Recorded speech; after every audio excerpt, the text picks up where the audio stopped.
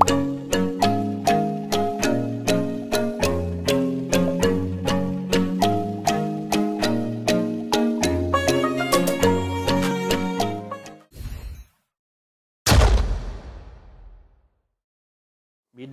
Hidayah, muka surat 10. Bahagian pertama, adab-adab melaksanakan ketaatan. Adab-adab melaksanakan ketaatan. Ketahuilah olehmu bahawa perintah Allah Ta'ala itu ada yang fardu, bermaksud wajib, dan ada yang sunat. Sama ada yang fardu atau yang sunat, ianya daripada Allah Ta'ala. Betul lah, sunat tu biasa kita kait dengan Nabi. Kan? Tapi Nabi sampaikan kepada kita melalui wahyu. Dan wahyu itu daripada siapa? Allah. Yang fardu ialah modal, iaitu asas perniagaan. Orang yang berniaga dia tahu. Kadang yang tak berniaga pun tahu. Tapi yang malangnya, yang berniaga dia tak tahu. Berniaga, ahli perniagaan. Tapi dia tak tahu. Modal apa dia? Oh, yang tu pelik sikit lah. Kan? Daripada yang tak biasa ceburi bidang perniagaan, dia tak tahu. Tak erti nak berniaga apa. Kan? Boleh jadi, dia, modal tu apa dia? Begitu kan? Dan ada yang walaupun dia tak ambil peduli pun buat berniaga ni, tapi dia tahu. Kan? Modal dia tahu. Jadi inilah ibarat yang disebut sebagai fardu.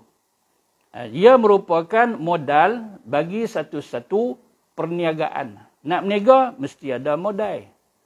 Kan? Berapa ikutlah. Nak berniaga apa? Sikit-sikit, biasanya modal pun tak banyak. Kan? Tapi kalau nak berniaga ni, sakan ni, kan? Maka biasanya modalnya tinggi. Ada yang puluhan ribu, ada ratusan ribu. Ada yang juta. Kan? Buka pusat cuci buah pinggang. Modal saya Ustaz 3 juta. Heran apa? Kan? Begitu. Itu contoh dia modal. Dan dengan modal ini kita akan selamat. Dengan modal ini kita akan selamat. Kembali kepada soal agama fardu, bila kita laksanakan apa yang Allah Ta'ala fardukan kepada kita, selamat tak? Selamat. Pasal apa? Allah suruh kita buat benda yang fardu ini. Maka selamat, insya-Allah. Akhirat besok, cuma kita nak lebih pada tu. Lebih pada tu. Kan? Seronok, rasa selesa, cukup-cukup selamat. Tak apa nak bahagia lagi. Kan? Bahagia kita apabila lebih daripada jaminan selamat itu. Lebih pada tu. Seronok, selesa, tenteram. Sehingga akan nak apa saja pun boleh. Tapi kalau selamat, belum tentu yang ni dapat. Tapi tak apalah. Selamat daripada yang tidak selamat. Yang tidak selamat itu yang tidak buat kisah dengan yang fardu. Berapa banyak fardu yang difardukan, diabaikan. Tunggulah bahaya akhirat besok. Kadang dunia Allah Ta'ala sudah bayar dah. Pada setengah-setengah orang. Allah suruh dia puasa Ramadan, dia tidak puasa Ramadan. Kan? Nampak bahagia, tapi sebenarnya celaka. Kan? Mungkin Allah Ta'ala bagi dia celaka. Sama ada orang tahu ataupun orang tidak tahu. Kan? Dia tak mau solat. Dia tak mau zakat. Dia tak mau buat haji dan sebagainya apabila dia mampu. Tak mampu tak apa, dia mampu pun dia tak mau. Kan? Tidak ada jaminan keselamatan bagi mereka. Sedangkan yang sunat itu ialah keuntungan, dan dengan keuntungan itu kita akan mendapat beberapa darjat kelebihan. Mau untung? Mestilah mau untung, berniaga tak untung. Kan? Modal berapa dulu hang buka kedai ni? 10,000. Banyak duit ambil mana? Dia kata ayah bagi. Ayah bagi, alhamdulillah. Cuma ayah kata jangan duk minta dah. Sekali aku bagi, hampa pandai-pandai pusing. Niaga elok-elok. Ada satu sahabat ni, sahabat saya lah, Tapi dia berumur, anak-anak besar.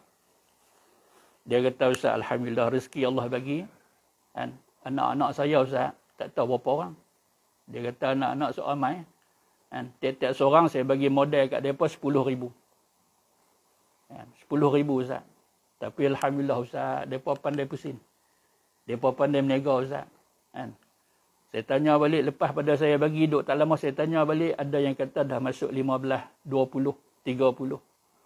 Awak kan? Itu apa maksud dia tu? Itulah keuntungan. Kan? Tapi ingat, jangan duk seronok untung. Hati-hati, jangan terpalit dengan riba, rasuah dan sebagainya. Kan? Maka, ini yang kita pahami apa yang disebut sebagai modal. Dan apa yang dikatakan untung. Letak 10,000. Lepas 10 tahun kita jumpa dah. Panjang umur kita boleh duk jumpa. Alhamdulillah. Duk kat mana, anak berapa, macam itulah orang duk sembang kan. Lah tanya. Dengar kata dulu buka kedai. 10 tahun dah ni kot. Dia kata 10 tahun lah. Modal dulu aku buka 10,000. 10,000 kan 10 tahun, 1 juta dah. Kan? Pasal duk kira macam tu. 10 tahun. Kan 10 hari.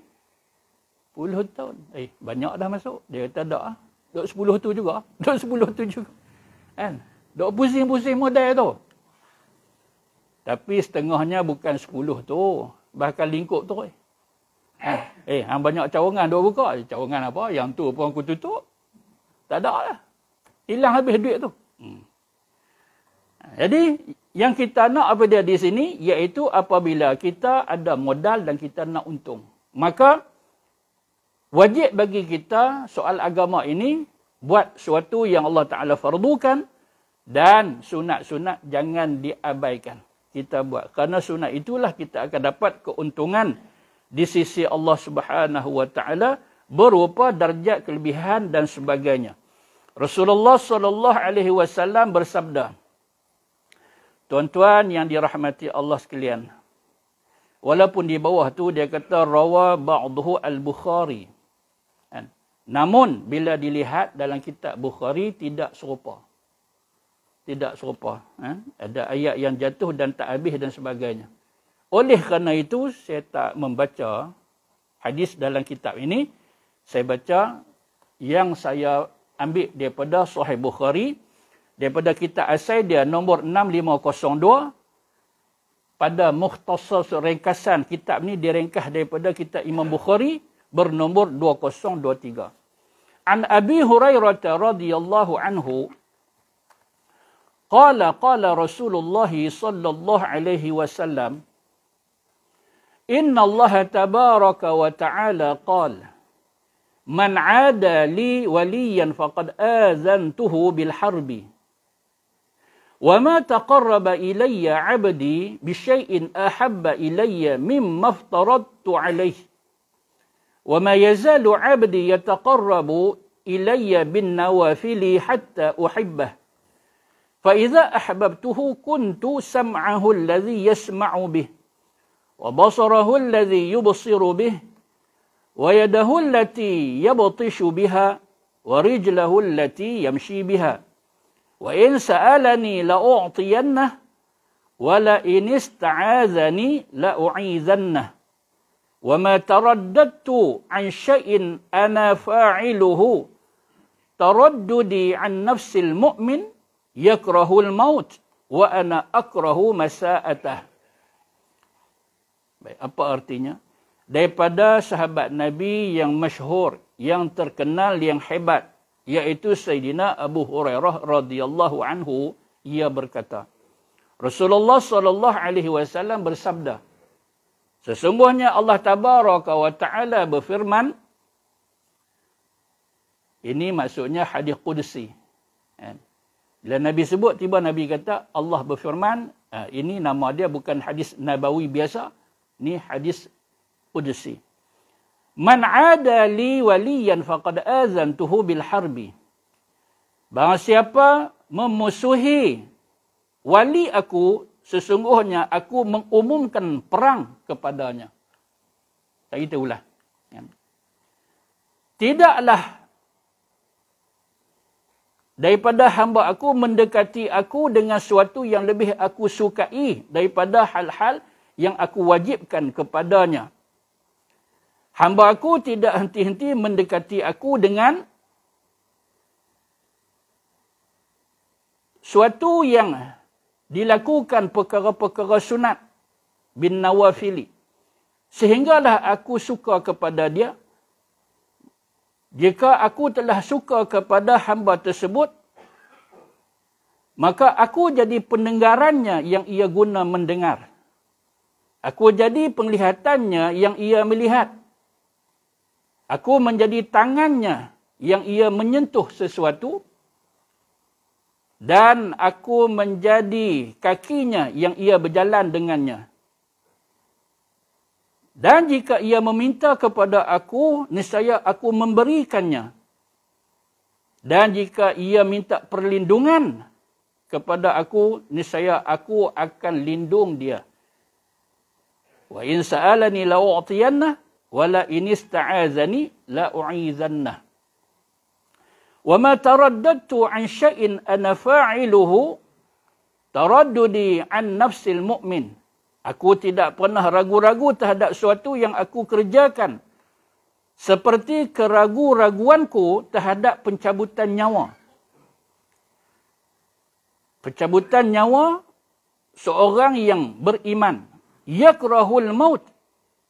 Ia benci kematian. Walaupun dia ni orang beriman, tapi manusia ni dia benci kepada kematian. Wa ana akrahu masa'atah. Dan aku tidak suka menyusahkannya.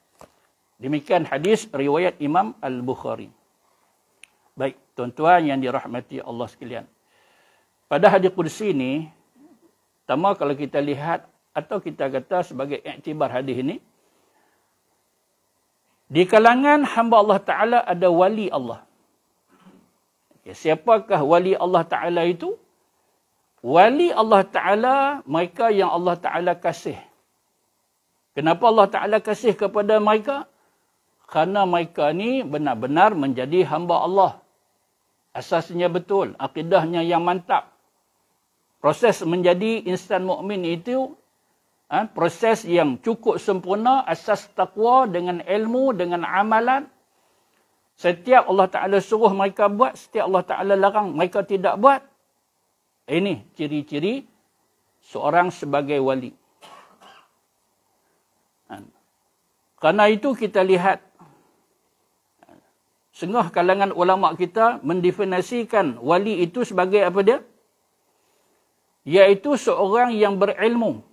Sehingga kata mereka, mattakhadallahu min waliyin jahil. Allah sekali-kali tidak pilih orang yang jahil itu sebagai wali. Tiba satu orang dia kata saya wali. Tuan-tuan, sempena cuti sekolah ni. Nampak ayat dia tu kan? Kita tak sekolah-sekolah kadang kita tak tahu kan? Sempena budak-budak cuti lah ni. Ni nak abang main lah kan? Hari ni pula hari Sabtu ujung bulan kan? Lantak api nak sembang apa. Tapi dia kata apa? Dia kata saya wali. Oh, tuan-tuan saya wali. Nama? Bukan nama. Bukan nama. Bukan aku kumpulan wali mana pun. Wali band ke apa tak.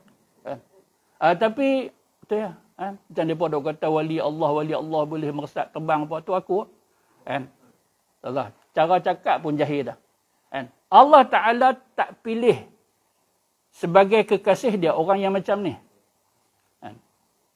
Tetapi kalaulah kalangan manusia ini yang cacat pemikiran dia, kan?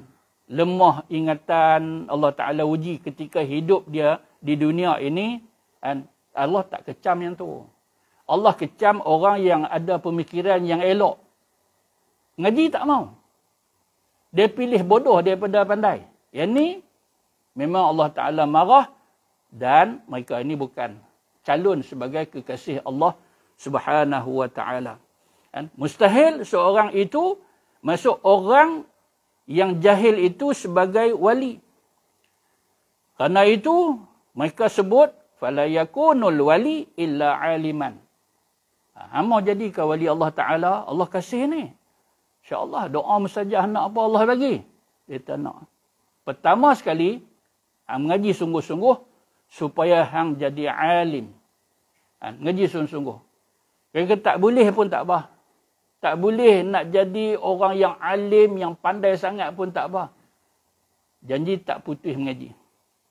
Kan? Ini pun Nabi suruh. Nabi kata apa? Kun aliman. Au muta'alliman dan sebagainya. Hadis itu panjang. Kan? Jadilah kamu orang yang alim. Tak boleh pergi nak jadi alim macam mana sakat ni, tak apa. Sebagai muta'alliman. Orang yang mengaji. Ni mengaji pun tak mau. Nak jadi orang alim. Nak jadi, tapi mengaji tak mau. Kan? Macam mana pula? Kena mengaji, habaknya. Tapi tak mengaji juga. Kan? Mengaji maksudnya bersungguh-sungguh. Kan? Dengan ada alat tulis, dengan kitab dan sebagainya. Sungguh. Ada cerita dulu yang tu luar biasa Allah Ta'ala bagi ke dia. Mai satu anak murid masuk, tak ada kitab, tak ada buku tulis, tak ada pen, tak ada apa. Guru tu panggil dia. Mai ngaji ke? Dia kata mengaji. Ngaji apa? Tak tengok apa pun kat tangan hang. Dia kata semua yang Tok Guru sebut, semua saya hafal. Nak tulis apanya? Saya hafal semua. Hang ulang tengok. Dia ulang-ulang, terkejut Tok Guru ni. Mula-mula Tok Guru masuk tu, dia ajuk satu-satu. Dia ni macam rakam. Kan? Kita kadang-kadang rakaman pun gambar rosak. Contoh lah, contoh. Gitu. Buat macam mana kan? Dia termasuk kat situ. Tapi dia kata, Masya Allah, anak murid ni. Begitu. Tak tentu yang ada kitab tulis apa semua, dia reti baca. Semua. Tulis. Lega. Ada anak murid yang rajin macam ni. Hantar tengok. Baca sah, apa hang tulis? Nampak? Mana nak tengok? Bukan tulis pun. Dia lukis. Bentuk meja ni, petak macam ni. Itu pun ada juga. Bismillahilladzi la yadurru ma'asmi